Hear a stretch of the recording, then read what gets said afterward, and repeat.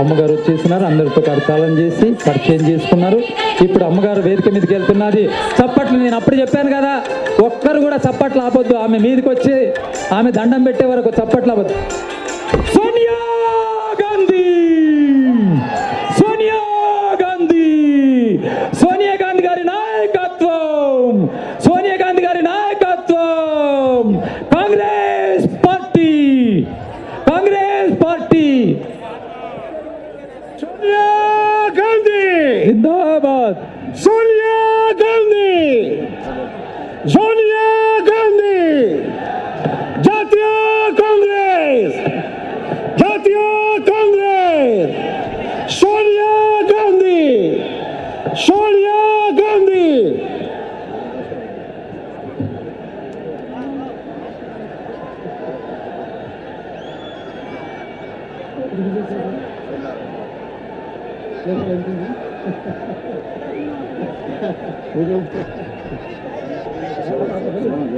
सोनिया गांधी गारी नायकत्వం, सोनिया गांधी गारी नायकत्వం, जय कांग्रेस, जय कांग्रेस, जय तेलंगाना, जय तेलंगाना, तेलंगाना शहीदों को, तेलंगाना शहीदों को. श्री रामचंद्र कुंतिया, श्री पोनला लक्ष्मया, कैप्टन उत्तम कुमार रेड्डी, श्री दामोदर राजा नरसिम्हा, श्री दिग्विजय सिंह, श्री दुदिला श्रीधर बाबू, श्री पूनम प्रभाकर, श्री गौतम विवेकानंद, श्री मधु यास्की गौड़, तेलंगाना के भाइयों बहनों बुजुर्गों बच्चों, तेलंगाना आपने अपने सपनों को पूरा करने के लिए 7 साल लंबा इंतजार किया। वर्षों से आप जिसके लिए संघर्ष कर रहे थे, आपका वह सपना हकीकत में बदल चुका है। मैं आपके इस जश्न में शामिल होना चाहती हूँ। कांग्रेस पार्टी ने आपके इस सपने को पूरा करके दिखाया है। 2 जून को तेलंगाना व्यावसायिक तौर पर भारत का 29वां राज्य बन जाएगा। मैं उन सभी युवाओं और सभी शहीदों को सलाम करती हूँ जिन्होंने तेलंगाना राज्य के घातन के संघर्ष में अपना बलिदान दिया। मैं उन सभी किसानों, महिलाओं, युवकों, वकीलों, शिक्षकों, छात्रों, राज्य कर्मचारियों, बुद्धिजीवियों, कवियों, लेखकों को भी सलाम करती हूँ जिन्होंने तेलंगाना के आंदोलन में हिस्सा लिया। कांग्रेस पार्टी ने आप सभी की आवाज को सुना, इसके लिए सहमति बनाने में काफी वक्त लगा। शायद जैसे आप सब जानते हैं, दूसरे लोगों को मनाने में वक्त लगा।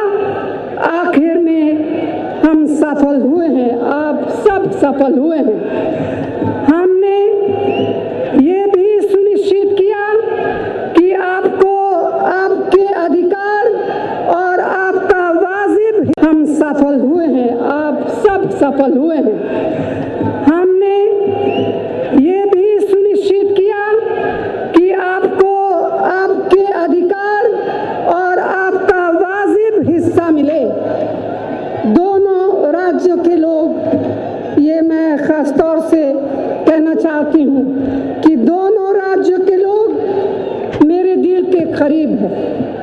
मैं अपना यह संकल्प दोहराना चाहती हूँ कि सीमांध्र के लोगों से हमने जो वादे किए हैं उन्हें हर हाल में पूरा करेंगे और उन्हें कभी निराश नहीं होने देंगे। तेलंगाना का गठन दूसरे राजनीतिक दलों के लिए शायद एक मजबूरी हो सकती थी,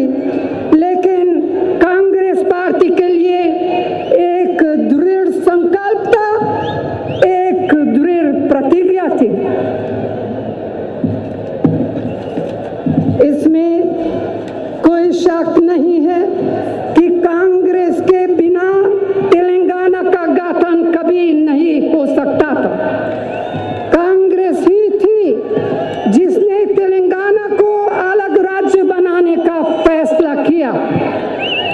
कांग्रेस ने ही इसके लिए बिल तैयार किया और कांग्रेस पार्टी ने ही इसे लोकसभा और राज्यसभा में पास कराया।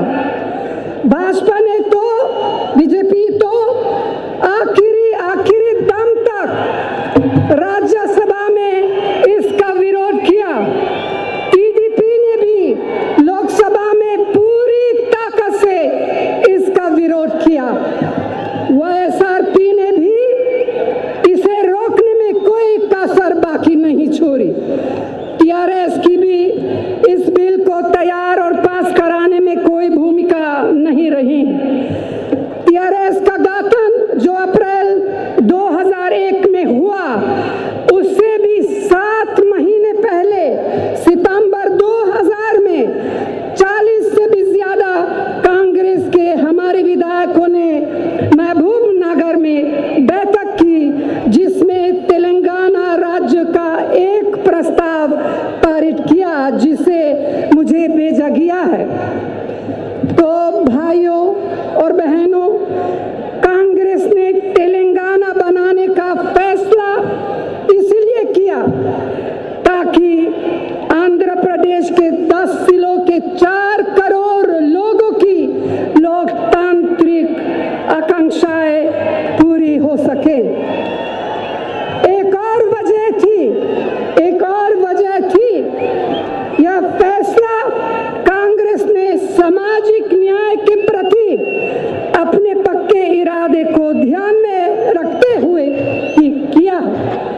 हमारे लिए सामाजिक न्याय का मतलब समाज के उन कमजोर तबकों के हाथों में राजनीतिक ताकत देना है, जिनमें दलित, आदिवासी, पिछड़े वर्ग, माइनॉरिटीज, महिलाएं और नौजवानों की सभी शामिल हैं। भाइयों और बहनों, तेलंगाना की हर एक महिला और पुरुष ने हमेशा उन सेक्युलर मूल्यों और परंपराओं की रक्षा की है जो सदियों से हमारे भारत की रूह है, हमारे भारत की आत्मा है। महात्मा गांधी देश के सभी स्वाधीनता सेनानियों और हमारे महान नेताओं का भी यही संकल्प था। इन्हीं मूल्यों की रक्षा के लिए इंदिरा माँ और राजीव जी ने अपना जीवन दिया, अपना बलिदान दिया। आज यही सेक्युलर मूल्य आरएसएस और भाजपा की विचारधारा की वजह से खतरे में है। कांग्रेस पार्टी ने किसी भी जाति, धर्म और भाषा के आधार पर कभी भेदभाव नहीं किया, हमेशा सबको जोड़ने का काम किया है। जबकि भाजपा और उससे जुड़े हुए संगठन फिरका परस्ती, अलगाववादी और नफरत फैलाने की राजनीति करते हैं। टीडीपी ने भी आज उन सांप्रदायिक ताकतों को गले लगाया है। यह भी हो सकता है कि आने वाले समय में कुछ और पार्टियां सत्ता के लालच में भाजपा का दामन थाम सकती है। इसलिए आप सबको सावधान रहने की जरूरत है। उनके बहकावे में बिल्कुल नहीं आना चाहिए। जिस तरह हमारी यूपीए सरकार ने अपने 10 सालों के दौरान समाज के सभी वर्गों और क्षेत्रों के विकास के लिए संघर्ष किया है, क्रांतिकारी योजनाएं और कार्यक्रम लागू किया है, एक नागरिक की जरूरतों को ध्यान में रखकर उन्हें कानूनी अधिकार दिया है। इसके बारे में अब तो खुद जानते हैं, इसीलिए मैं उन्हें दोहराना नहीं चाहती हूँ। लेकिन उसी तरह हम आगे भी पूरे देश और तेलंगाना के लिए यह संघर्ष जारी रखेंगे। ये मेरा संकल्प है, ये मेरा वादा है। हमने हमारी यूपीए सरकार की तरफ से तेलंगाना के विकास के लिए कई बड़े बड़े वादे किए हैं। हमने 4000 मेगावाट का पावर प्लांट लगाने का वादा किया है, जो देश के सबसे बड़े पावर प्लांट में से एक होगा। तेलंगाना के पिछड़े क्षेत्रों के विकास के लिए 10 वर्षों तक टैक्स में छूट देने का वादा है। हमने यह भी सुनिश्चित किया है कि हैदराबाद से मिलने वाला रेवेन्यू तेलंगाना राज्य को मिले। हम उम्मीद करते हैं कि आने वाले समय में प्रणहिता चेबला और पालमूरू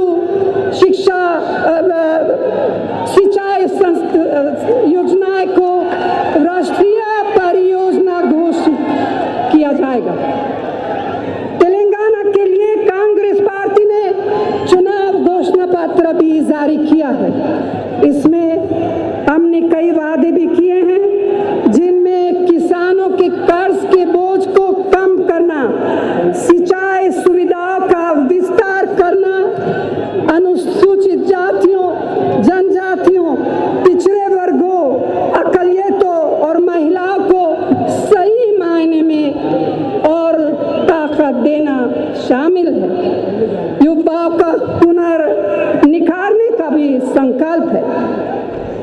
हैदराबाद की छवि को कायम रखने के साथ ही तेलंगाना के दूसरे हिस्सों के विकास के लिए हमारा संकल्प है। हम अपने सभी वादों को पूरी ईमानदारी के साथ और गंभीरता के साथ लेते हैं। जो वादे हम करते हैं वो वादे हम निभाते हैं। उन्हें पारदर्शिता, जवाबदेही और लोगों की भागीदारी के साथ पूरी तरह लागू करेंगे। साथियों, संघर्ष का दौर अब खत्म हो चुका है। अब सादगी के साथ जिम्मेदार सरकार चलाने का समय है और यह काम केवल कांग्रेस पार्टी ही कर सकती है। कांग्रेस सबको एक साथ लेकर चलती है और सबकी बात सुनती है। दूसरी तरफ टीआरएस है, जो केवल डराने और धमकाने की भाषा बोलती है। आपने अपने नए राज्य की मंजिल हासिल कर ली है। आप सबके लिए इससे बड़ी उपलब्धि और क्या हो सकती है।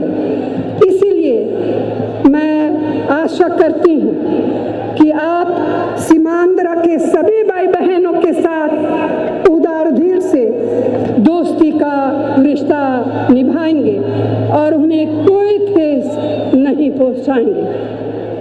आने वाली 30 अप्रैल को अपने राज्य के नए और उज्जवल भविष्य के लिए अपना एक वोट कांग्रेस पार्टी को दें। यह वोट तय करेगा कि तेलंगाना शांति, सामाजिक न्याय के साथ आर्थिक प्रगति और सभी के लिए सम्मान और तरक्की के रास्ते पर अपना सफर शुरू करेगा। इन्हीं शब्दों के साथ आप सबको इस सभा में आने के लिए बहुत बहुत धन्यवाद। जय